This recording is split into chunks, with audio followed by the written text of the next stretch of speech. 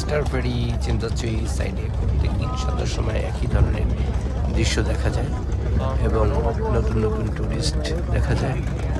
সবাই ছবি তুলতে ব্যস্ত থাকে, বিকজ ঘুরতে এসে ছবি তুলবে না তা কি হয়?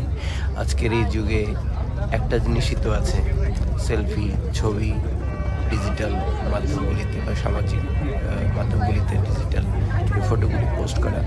অ্যালবাম তো আর কেউ এখন ব্যবহার করে না, সেগুলি পুরোনো দিনের কথা।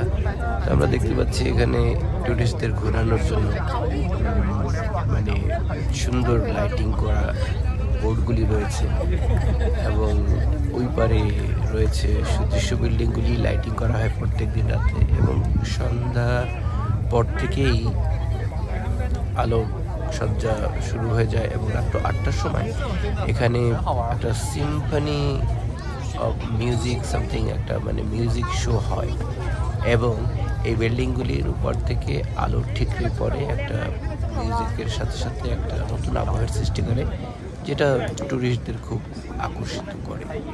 সো যাই হোক, এখন ঘটনা হচ্ছে যে কখনো ট্যুরিস্ট হিসেবে আপনি হংকংয়ে আসলে যত জায়গাগুলি দেখার রয়েছে তার মধ্যে এই ভিক্টোরিয়া হারবার বা আমরা লোকাল ভাষায় আমরা বলি স্টার ফেরি, চিমচাচি স্টার ফেরি আমরা বলে থাকি। অনেকে অনেকেই বলে, কিন্তু স্টার ফেরি নামটাতে আমরা বলে থাকি ভিক্টোরিয়া হারবার। এখানে আপনি দেখবেন অনেক সুন্দর স্পেস, খোলামেলা এবং টুরিস্টের মেলা। তো ওয়েলকাম হংকং, যখনই আসবেন আগে থাকতে করে দিলাম। এবং নাইস ওয়েদার, ইভেন আজকে ঠান্ডা পড়েছে, তারপরেও মানুষের কোলাহলে